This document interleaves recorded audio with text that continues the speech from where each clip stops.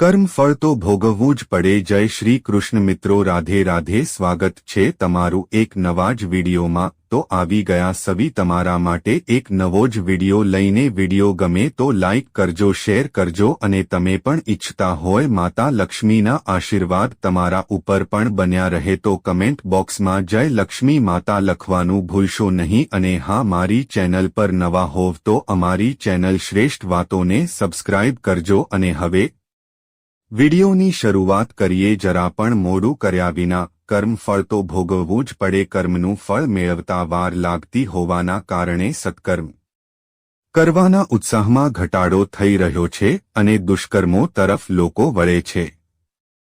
જો તાત્કાલિક કર્મનું ફળ મળતું હોત તો ક્યારે કોઈ આસ્થા ખોવત નહીં।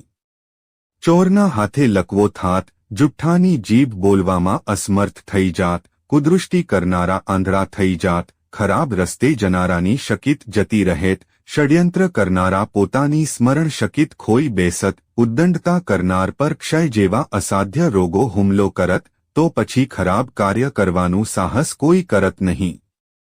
તે જ પ્રમાણે સજ્જનોએ અપનાવેલ સત્પ્રવૃત્તિના ફળ સ્વરૂપે તેમને સારી તંદુરસ્તી, વિદ્વત્તા, સંપત્તિ અને સફળતા જેવા લાભ તાત્કાલિક મળે તો પછી કોઈને પણ ધર્મ શિક્ષણ સાંભળવાની કે સંભળાવવાની જરૂર ન રહેત। તાત્કાલિક ફળ મળવાની કઠોર વ્યવસ્થા હોત તો અનિચ્છનીય પ્રવૃત્તિઓનું ક્યાંય દર્શન પણ ન થાત, તેમનું નામ પણ સંભળાત નહીં અને ત્યારે ન ધર્મના ઉપદેશકોની જરૂર પડત કે ના શાસ્ત્રોની કોઈ જરૂર રહેત। પોલીસ કચેરી, કાનૂન, જેલ, વકીલ અને સાક્ષી જેવી જંજાળ પણ ક્યાંય દેખાત નહીં। જ્યારે તાત્કાલિક દંડ મળવાની વ્યવસ્થા ચાલતી હોત તો અધર્મનો નાશ અને ધર્મની સ્થાપના માટે ઈશ્વરે અવતાર લેવાની જરૂર જ ન પડત। સુધારક અને સેવાભાવીઓનું ક્ષેત્ર જ સમાપ્ત થઈ જાત। તેમના જીવનનો ઉદ્દેશ્ય તો વિકૃતિના નિરાકરણ અને સત્પ્રવૃત્તિઓની સ્થાપનાનો જ હોય, પણ જો તરત જ કર્મફળ મળવાની વ્યવસ્થા હોત તો કોઈ એવું સાહસ કરત જ નહીં કે મર્યાદા તોડે અને સન્માર્ગે છોડે। આગને અડવાથી દઝાય જ એ વાત તો બધા જાણે છે। આ કારણસર કોઈ પણ જાણી જોઈને તેને અડી અને સળગી મરવાનો પ્રયત્ન નથી કરતો। અજાણતા કોઈ દુર્ઘટના થઈ જાય તે વાત જુદી છે। તે જ પ્રમાણે અધર્મ કરવાની પણ કોઈ શક્યતા નથી રહેતી। ઠંડુ પાણી પીતા જ તરસ મટે છે, તે રીતે જો સારી પ્રવૃત્તિઓનું સારું પરિણામ તત્કાલ મળતું હોત તો તેનો મોહ છોડવો શક્ય ન હોત। જેમ કે ભોજન, વિશ્રામ વગેરે સુવિધાઓની કોઈ ઉપેક્ષા નથી કરતા। વિચારવા જેવું છે કે જો કર્મનું ફળ સાથે જ મળતું હોત જેનો વિલંબ થવાના કારણે આભાસ થતો રહે છે તો સ્પષ્ટીકરણ પણ સાફ હોવું જોઈએ, જેથી કાં તો બધા લોકો અનૈતિકતાના લાભને સમજીને તેવી જ નીતિ અપનાવે। સામાન્ય મનુષ્યને વિચારવાનો અવસર મળે કે જો કર્મફળ જેવી કોઈ વાત જ ન હોત તો પછી ન્યાય, શાસન, ઈશ્વર વગેરેના સહારે આત્મરક્ષાની આશા ન રાખે અને પોતાના બચાવ માટે જે ઉપાયો શક્ય હોય તે અપનાવે। આ સ્પષ્ટતાથી ઘણી જ ઉથલપાથલ મચશે, પરંતુ સચ્ચાઈ તો સામે આવશે જ। આનાથી મનુષ્ય યથાર્થવાદી રીતે વિચારશે અને પરિસ્થિતિનો સામનો કરવા માટે કોઈ યોગ્ય રસ્તો વિચારશે, પરંતુ સૃષ્ટિની વ્યવસ્થા માટે એટલે દૂર જવાની અને દ્વિધામાં પડવાની જરૂર જ નથી। આ વિશ્વનો સર્જનહાર બહુ જ દૂરદર્શી અને વ્યવહારકુશળ છે। તેણે આટલું મોટું સર્જન કર્યું છે, જડમાં હલનચલન અને ચેતનમાં ચિંતનની એટલી મોટી અદ્ભુત સત્તાનો સમાવેશ કર્યો છે કે જેથી સૂક્ષ્મદર્શીને પણ આશ્ચર્યચકિત થવું પડે। નિર્માણ, વ્યવસ્થા અને પરિવર્તન માટે જે રીતનીતિનું નિર્માણ કર્યું છે તેના પરિણામને ધ્યાનમાં રાખીને મનીષીઓએ કલાની કલ્પના કરી અને વિજ્ઞાનની ધારણાને મૂર્ત સ્વરૂપ આપ્યું। આવી સર્વસંપન્ન સૃષ્ટિની કર્મ વ્યવસ્થામાં ભૂલ થઈ શકે તેવું વિચારવું તે આપણી બાળક બુદ્ધિની અપરિપક્વતા ગણાય। જેની દુનિયામાં રાત અને દિવસમાં, ગ્રહ અને નક્ષત્રના ઉદય અસ્તમાં, પદાર્થની પ્રકૃતિ અને પ્રાણી પરંપરાની અવ્યવસ્થામાં ક્યાંય રાઈ કે રતી જે વળી પણ ભૂલ નથી થતી ત્યાં કર્મફળને સંદેહાસ્પદ બનાવી અરાજકતાનો અને આત્મઘાતનો વિગ્રહ કેવી રીતે થઈ શકે? તો પછી કર્મનું ફળ મોડું શા માટે મળે છે? આ પ્રશ્નના ઘણા બધા ઉત્તર છે. પ્રથમ ઉત્તર તો એ છે કે ઘણું ખરું આવું થતું નથી. વિલંબ થવાના અપવાદ બહુ જ ઓછા હોય છે. સામાન્ય સૃષ્ટિ વ્યવસ્થામાં અને લોક વ્યવહારમાં ખાસ કરીને કર્મનું ફળ યોગ્ય સમય થતાં મળે જ છે. જો ન મળતું હોત તો કૃષિ, પશુપાલન, વ્યવસાય, શિક્ષણ અને ચિકિત્સા જેવી ઘણી બધી ઉપયોગી પ્રવૃત્તિઓ ચાલે છે. તે પ્રવૃત્તિઓની સ્થિતિમાં અનિશ્ચિતતા આવીશ કે એકબીજા સાથેના વ્યવહારમાં પણ સજ્જનતા, દુર્જનતાની કોઈ નિશ્ચિત પ્રતિક્રિયા ન હોત તો મનુષ્ય માટે પોતાના સ્વભાવ અને આચરણને ખાસ ઢાંચામાં ઢાળવાની આવશ્યકતા પણ ન હોત. કાર્યના પરિણામ પર વિશ્વાસ ન હોત તો કોઈ પણ યોજનાની રૂપરેખા બનત જ નહીં. ત્યારે અહીં બધું જ અનિશ્ચિત, અવિશ્વસનીય અને અસ્તવ્યસ્ત બની જાત. સભ્યતા, સંસ્કૃતિ, નીતિ, ધર્મ, ન્યાય વગેરેનું કોઈ સ્વરૂપ ઉદ્ભવત જ નહીં. ત્યારે વિજ્ઞાનની શોધખોળો, ક્રિયા, પ્રક્રિયા વચ્ચે કોઈ તારતમ્ય ન બેસત. પદાર્થમાં જો દવા મળતી હલચલની એક સર્વાંગસંપૂર્ણ વિધિ વ્યવસ્થા હોય છે, તેની જ રૂપરેખા રજૂ કરવા ભૌતિક વિજ્ઞાનનું માળખું જન્મ પામ્યું. પ્રાણીઓની ઈચ્છા, વિચારણા તેમજ ક્રિયા પાછળ પણ પ્રકૃતિની કોઈક પ્રેરણા જ કામ કરે છે. તાલમેળ બેસાડનારી વ્યવસ્થા હોય છે. જીવ વિજ્ઞાન, મનોવિજ્ઞાન તેમજ તત્વજ્ઞાનની શાખા પ્રશાખાઓમાં ચેતનાનું સ્વરૂપ અને પ્રવાહ અંગેનું જ વિવેચન કરવામાં આવે છે. આ વિશ્વ દરેક દૃષ્ટિએ એક ખાસ વ્યવસ્થામાં બંધાયેલું છે. એટલે કર્મનું ફળ ન મળે તેવું બને જ નહીં. પુણ્યનું ફળ સુખ અને પાપનું ફળ દુઃખ મળે એ વાત પણ બહુ જ સ્પષ્ટ છે. આ અંગે આપણી જ આજુબાજુ આપણને સૌને અનેક ઉદાહરણો જોવા મળે છે. અહીં પ્રશ્ન વ્યવસ્થાનો નથી, પરંતુ અપવાદોનો છે અને તે ક્યારેક જ બને છે. ક્યાંક ક્યાંક જ એવું જોવા મળે છે કે અનીતિ આચરનારા પ્રગીત કરે અને નીતિનો પરાજય થતો રહે. જો આવા અપવાદ બહુ જ સંખ્યામાં બનતા હોત તો તે અસમતોલનના કારણે સાર્વભૌમિક સંકટ ઊભું થાય છે. તે સંભાવના માટે સુધારકો અને દેવદૂતોની સેનાએ સમયે સમયે મહાભારત રચવાનું, સમુદ્ર પરક પુલ બાંધવાનું અને ગોવર્ધન ઉઠાવવા જેવો પ્રચંડ પુરુષાર્થ કરવો પડે છે. તેમ છતાં એ માનવું જ પડે છે કે આવા અપવાદોનું અસ્તિત્વ છે અને તે જોવા પણ મળે છે. તેમનું પ્રમાણ એટલું હોય છે કે તેટલા પ્રમાણથી પણ ભ્રમ ઉત્પન્ન થઈ શકે. દુષ્ટતાની દિશામાં સાહસ વધે અને સારા આશય પ્રત્યે નિરાશા ઉત્પન્ન થાય છે. વિચારવા યોગ્ય એટલું જ છે કે આખરે આવું કેમ થાય છે. દેખાતી બુરાઈ પાછળ પણ ઘણીવાર ભલાઈના તત્વો છુપાયેલા હોય છે. એ તો સ્પષ્ટ છે કે દરેક બીમારી કષ્ટદાયક હોય છે, પરંતુ એ પણ સ્પષ્ટ છે કે તેની પાછળ પ્રકૃતિની પરિશોધનની અનુકંપાનો હાથ હોય છે. દેહમાં ઘૂસી ગયેલા વિજાતીય દ્રવ્યો દ્વારા જીવન શકિત સાથે થતા સંઘર્ષનું નામ જ બીમારી છે. આ એક પ્રકારની પ્રાકૃતિક ચિકિત્સા છે. જો પ્રકૃતિને પોતાનું કામ કરવા દેવામાં આવે અને તેના પ્રયાસ સાથે ઉચિત અનુકૂળતા કરી આપવામાં આવે તો તેટલા માત્રથી ફક્ત રોગ દૂર ન થાય, પરંતુ ભવિષ્યના મલિનતાથી ઉત્પન્ન થનારા સંકટોથી પણ છુટકારો મેળવી શકાય છે. તેવી જ રીતે વિલંબ પછી મળતા કર્મફળની વાતને પ્રાણીઓમાં સજગતા, પ્રખરતા અને દીર્ઘદ્રષ્ટિ રાખવાનો મોટો આધાર માની શકાય છે. જો આટલો વ્યતિક્રમ ન હોત તો દરેક પ્રાણીને વિકાસપથ પર ચાલવાનો અવસર જ ન મળત. પરાક્રમ કરવાની જરૂર જ ન હોત. સજગતાની કોઈ આવશ્યકતા જ ન રહેત. ચિંતન બહુ જ સંકુચિત બની જાત. બૌદ્ધિક શક્તિનો વિકાસ ઉચિત અનુચિતના લાભ હાનિનો વિચાર કરવાથી જ થાય છે. જો સંસારમાં બધું જ વ્યવસ્થિત ચાલતું હોત, વ્યતિક્રમ ન હોત, તો પછી બુદ્ધિબળનો વિકાસ કરવાની જરૂર જ ન પડત. ફળ સ્વરૂપે પ્રાણીઓ અવિકસિત અવસ્થામાં જ પડ્યા રહેત.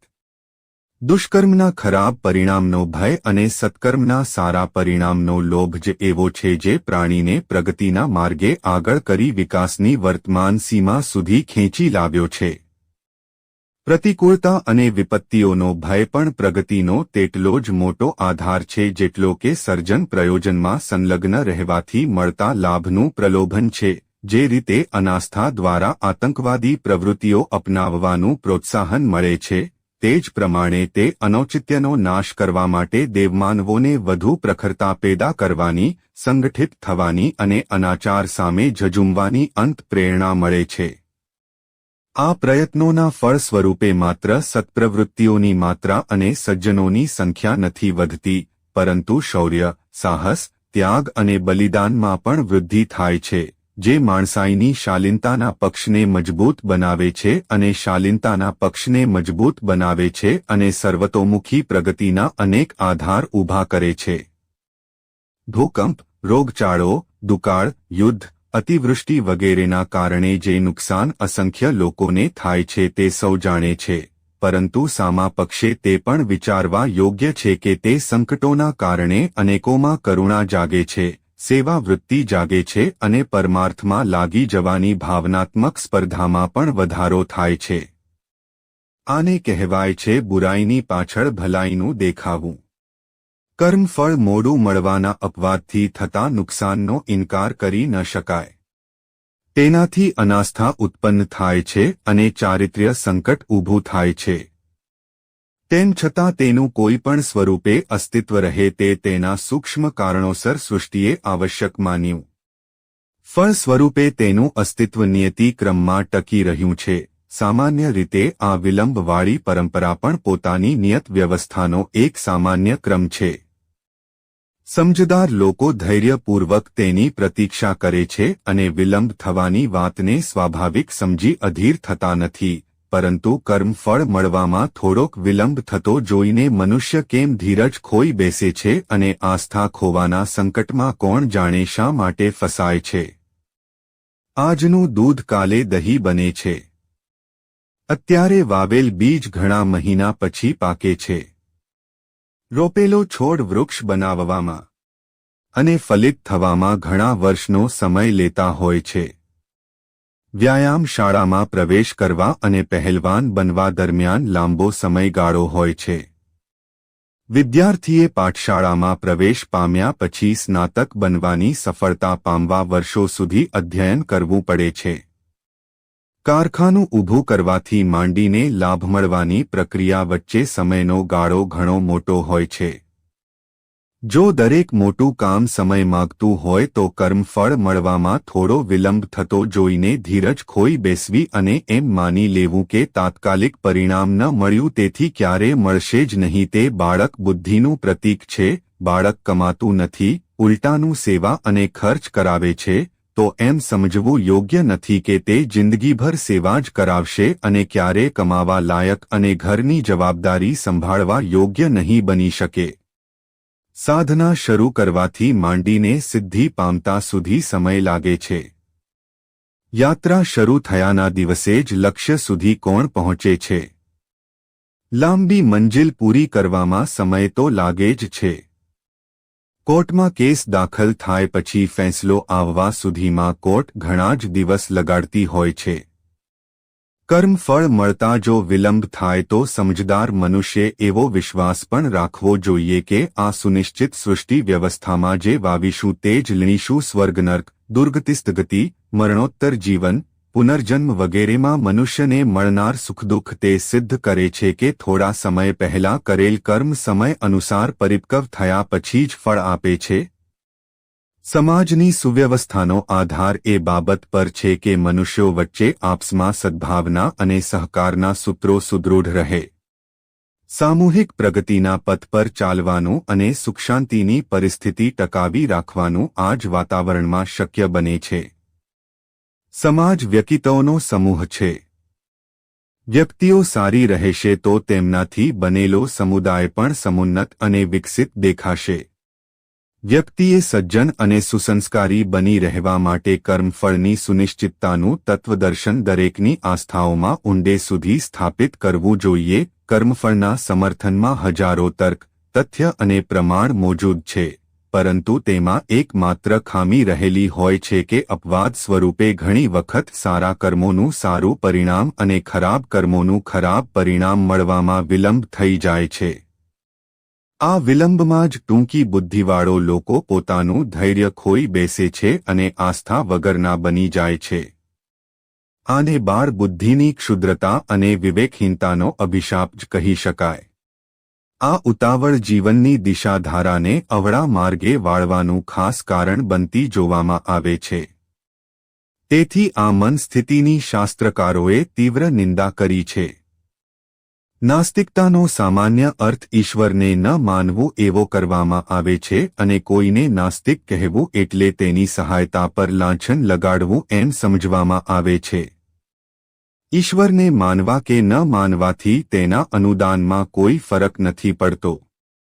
તો પછી નાસ્તિકતાની આટલી તીવ્ર આલોચના શા માટે? તેની તાત્વિક વિવેચના કરતા એક જ નિષ્કર્ષ નીકળે છે કે ઈશ્વરને ન માનવાનો અર્થ મુખ્યત્વે ઈશ્વરના કર્મફળની વ્યવસ્થા માટે આસ્થા, શ્રદ્ધા નહીં રાખવી તે છે. પૂજા પાઠ કરવા અને ઈશ્વરના ગુણગાન ગાવા છતાં પણ જો કોઈ કર્મફળના ક્રમને જૂઠું માને ભોજન પૂજન કરતા રહેવા છતાં પણ તેને નાસ્તિક જ કહેવો જોઈએ. તેનાથી વિરુદ્ધ જો કોઈ વ્યક્તિ ઈશ્વરની ચર્ચા નથી કરતો પરંતુ કર્મફળના અનુશાસનને સુનિશ્ચિત માનીને પોતાની પ્રવૃત્તિઓને સજ્જનોચિત રાખે તો તાત્વિક દૃષ્ટિએ તેને આસ્તિક કહેવો જોઈએ. અસ્તિ અને નાસ્તિનો સામાન્ય અર્થ ઈશ્વર છે અને નથી તેવો સમજવામાં આવે છે, પરંતુ આ હીનરો અર્થ છે. ખરો અર્થ છે કર્મ વ્યવસ્થા સુનિશ્ચિત છે કે નહીં.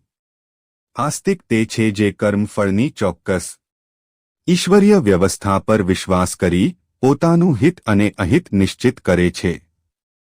તેવો માણસ ગંદકીથી બચનાર, ચરિત્રનિષ્ઠ, ઉદાર, પરમાર્થ પરાયણ અને સમાજનિષ્ઠ જ હોઈ શકે.